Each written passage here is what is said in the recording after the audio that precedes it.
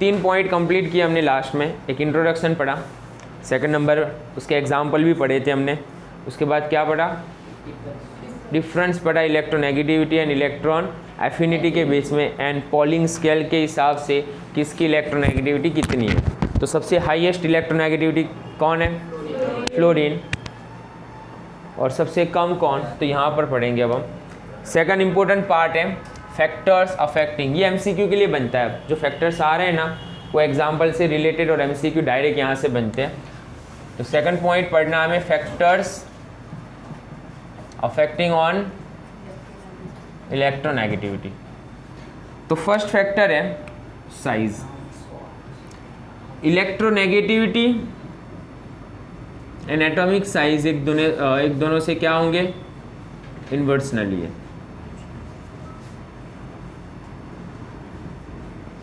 जिसकी atomic size कम उसकी electronegativity ज़्यादा होगी। अब एग्जांपल ले लो, ग्रुप के अंदर चले जाएं हम, कोई भी ग्रुप के अंदर, तो ग्रुप में टॉप टू डाउन क्या होगा, इलेक्ट्रोनेगेटिविटी। तो टॉप टू डाउन क्या होगा, नंबर ऑफ सेल बढ़ते हैं, नंबर ऑफ सेल बढ़ेंगे तो क्या होगा, साइज इंक्रीज होगी। तो टॉप टू डाउन साइज क्या होगी, एटॉमिक साइज इंक्रीजेज होगी। तो इलेक्ट्रोनेगेटिविटी क्या होगी, डिक्रीजेज। तो फर्स्ट ग्रुप में सबसे ज़्यादा इलेक्ट्रोनेगेटिविटी किसकी, फर्स्ट ग्रुप में इलेक्ट्रोनेगेटिविटी सबसे ज़्यादा किसकी, सबसे ज़्यादा किसकी, लिथियम की, सबसे टॉप पर जो है वो।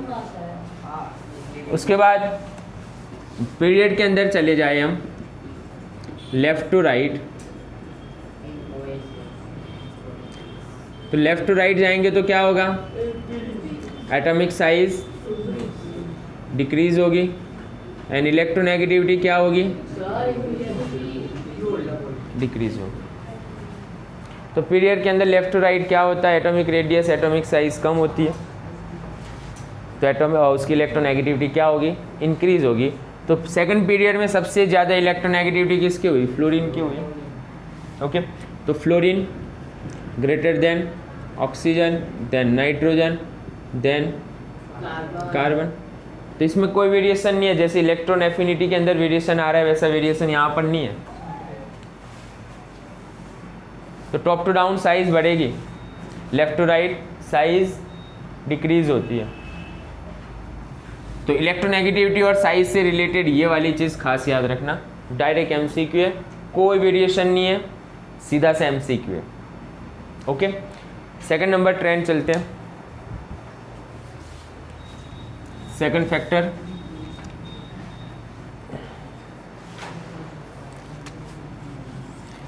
इलेक्ट्रॉन एफिनिटी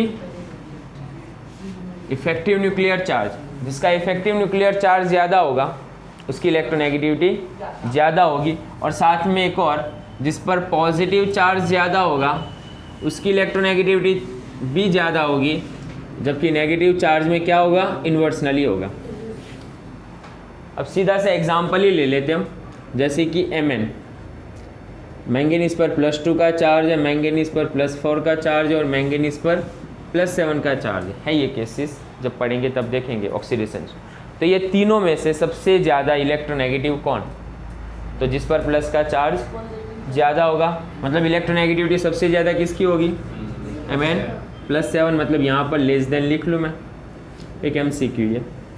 ऑक्सीजन के लिए अलग अलग ऑक्सीडेशन स्टेट लिख रहा हूँ मैं, जैसे अभी लिखा ना हमने, ऑक्सीजन पर +1 भी होता है, -1 भी होता है, -2 भी होगा।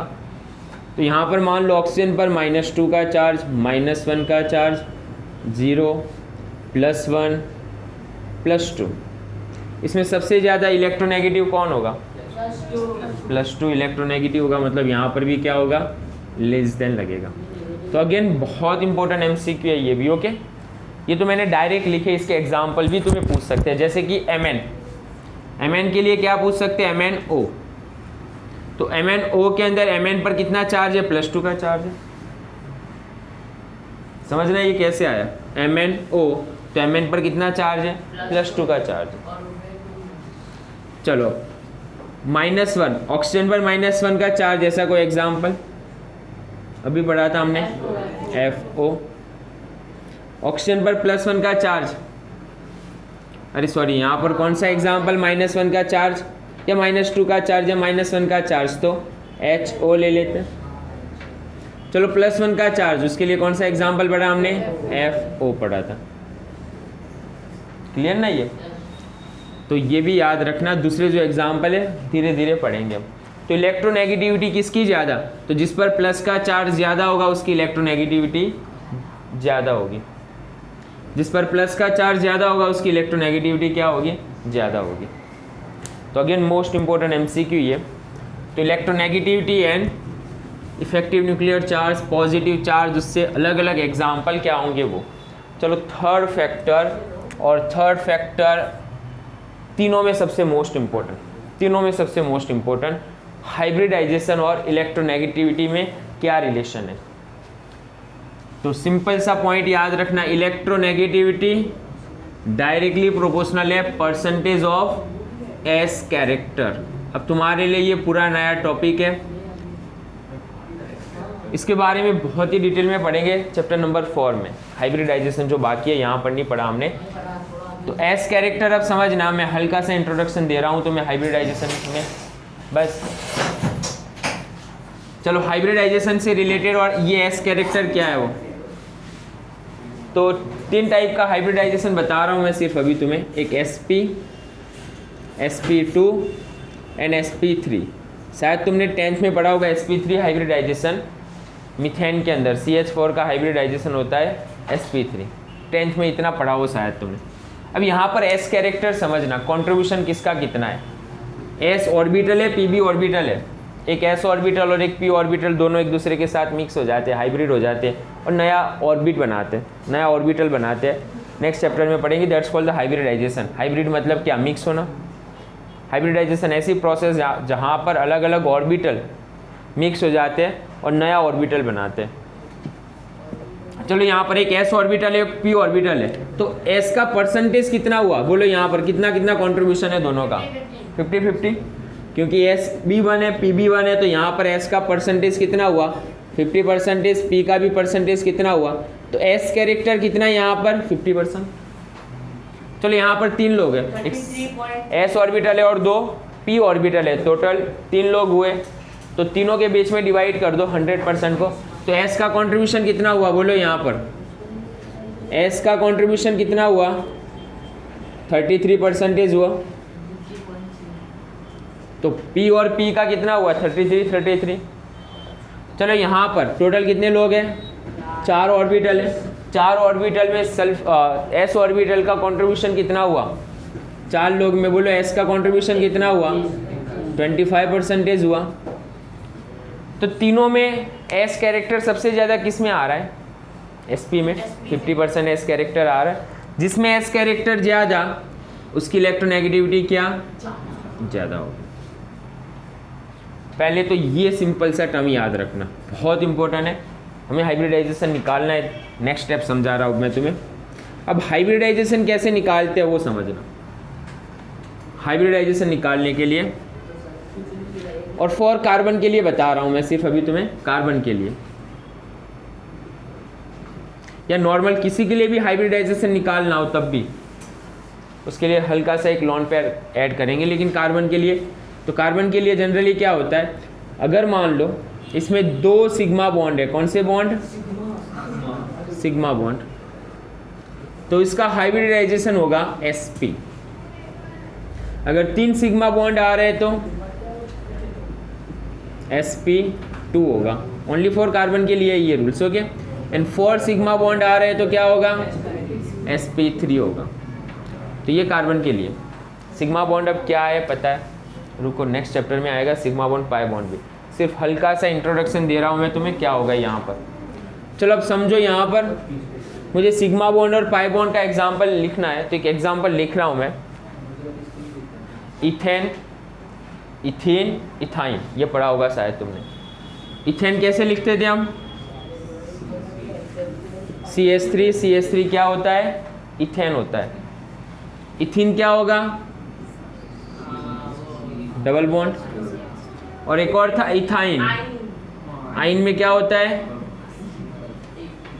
3 बॉन्ड, ट्रिपल बॉन्ड होता है कार्बन कार्बन के बीच में। अब समझना, ये कार्बन कार्बन के बीच में जो फर्स्ट बॉन्ड होता है ना, वो फर्स्ट बॉन्ड सिग्मा बॉन्ड होता है। तो यहाँ पर भी कौन सा बॉन्ड है, ये सिग्मा, ये भी सिग्मा और ये भी सिग्मा। तो ये कार्बन के पास कितने सिग्मा बॉन्ड है, सिंगल बॉन्ड जो होता है वो सिग्मा बॉन्ड है, सिंगल बॉन्ड सिग्मा बॉन्ड है। टोटल कितने, 4 सिग्मा बॉन्ड हुए, 4 सिग्मा बॉन्ड। तो इसका हाइब्रिडाइजेशन कौन सा हुआ, तो यहाँ पर हाइब्रिडाइजेशन कौन सा, sp3 होगा। ये कार्बन का हाइब्रिडाइजेशन sp3 है, तो ये कार्बन का भी हाइब्रिडाइजेशन sp3। तो चलो इथेन के अंदर हाइब्रिडाइजेशन कौन सा है, sp3 है। समझ में आया हमें तो क्या निकालना है, ये तीनों में से इलेक्ट्रोनेगेटिविटी वाला कार्बन कौन ज़्यादा, किसकी इलेक्ट्रोनेगेटिविटी ज़्यादा होगी। तो डायरेक्ट आंसर नहीं निकाल सकते, सबसे पहले हम हाइब्रिडाइजेशन निकालेंगे। क्लियर है। चलो अब यहाँ पर ये सिग्मा बॉन्ड, ये सिग्मा बॉन्ड और फर्स्ट डबल बॉन्ड है ना, फर्स्ट बॉन्ड सिग्मा होता है, दूसरा पाई बॉन्ड होता है और तीसरा भी पाई होता है। तो कितने सिग्मा बॉन्ड हुए यहाँ पर, 3 सिग्मा बॉन्ड है। 3 सिग्मा बॉन्ड मतलब हाइब्रिडाइजेशन, ये कार्बन का कौन सा, sp2। ये टॉपिक बाकी है, नेक्स्ट चैप्टर में पढ़ाऊंगा मैं। चलो ये सिग्मा बॉन्ड और ये भी sigma bond, second and third bond कौन सा होता है, पाई बॉन्ड होता है। तो कितने सिग्मा बॉन्ड है यहाँ पर, 2। तो यहाँ पर हाइब्रिडाइजेशन कौन सा है, sp। तो ये तीनों में से इलेक्ट्रोनेगेटिविटी किसकी ज़्यादा, most important MCQ, organic chemistry का एमसीक्यू यहाँ पर पढ़ा रहा हूँ मैं तुम्हें। तो क्या होगा, CH ट्रिपल बॉन्ड CH, इसकी electronegativity CH2 double bond CH2, CH3 CH3। तो किसकी इलेक्ट्रोनेगेटिविटी ज़्यादा है, इथाइन की इलेक्ट्रोनेगेटिविटी इथिन से ज़्यादा एंड इथिन की इलेक्ट्रोनेगेटिविटी इथेन से ज़्यादा। रीज़न क्या है यहाँ पर समझना, अभी भी बता रहा हूँ मैं तुम्हें।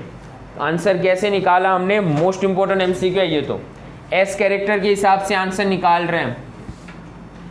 तो हमने यहाँ पर क्या फाइंड किया कि यहाँ पर हाइब्रिडाइजेशन हो रहा है कौन सा, sp, और sp हो रहा है तो यहाँ पर s का कॉन्ट्रीब्यूशन कितना हुआ, 50%।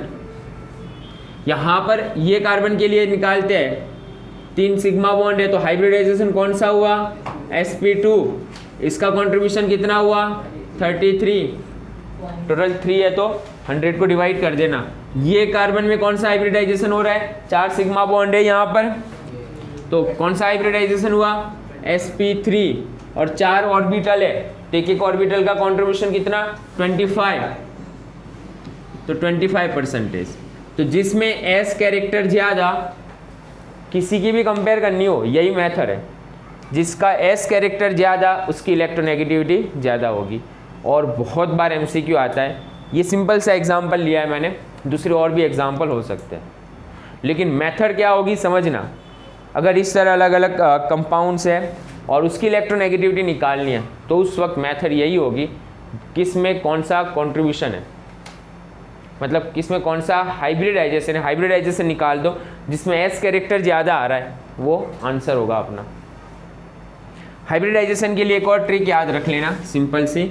हाइब्रिडाइजेशन कौन कौन से टाइप के होते हैं वो, तो हाइब्रिडाइजेशन सिग्मा बॉन्ड, कितने सिग्मा बॉन्ड है वो काउंट करेंगे हम, साथ में लॉन पेयर काउंट करेंगे हम, नॉन बॉन्डेड इलेक्ट्रॉन भी बोलते हैं, 2 चीज़ें काउंट करेंगे, sigma bond plus lone pair electron. अगर मान लो sigma bond and lone pair कितने, 2 है, एक सिग्मा बॉन्ड एक लॉन पेयर है तो टोटल 2 नंबर आ रहा है उसमें, तो उसका हाइब्रिडाइजेशन कौन सा होगा, sp। अगर ये नंबर 3 आ रहा है तो हाइब्रिडाइजेशन sp2। अगर 4 आ रहा है तो, अगर 5 आ रहा है तो sp3d। अगर 6 आ रहा है तो इसका एक और नाम है 5 के लिए आगे dsp3b है। ओके, ये दोनों में से कोई भी हो सकता है। और अगर 6 आ रहा है तो sp3d2 या तो d2sp3। तो ये है हाइब्रिडाइजेशन की एक मेथड,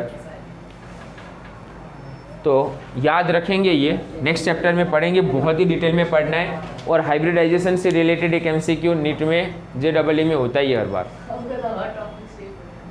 मैं टॉपिक बता रहा हूँ हाइब्रिडाइजेशन, ऐसा नहीं है कि यही चैप्टर में, कुछ चैप्टर्स को मिला लो तब जाकर हाइब्रिडाइजेशन का एक पूरा टॉपिक बनता है। तो फैक्टर्स कौन कौन से अफेक्ट करेंगे, 3 फैक्टर्स के बारे में हमने डिटेल में पढ़ा। फर्स्ट कौन सा, एटॉमिक साइज़, एटॉमिक साइज़ ज़्यादा तो इलेक्ट्रोनेगेटिविटी कम, इन्वर्सनली है। सेकंड नंबर पर क्या पढ़ा हमने, इलेक्ट्रोनेगेटिविटी एंड साथ में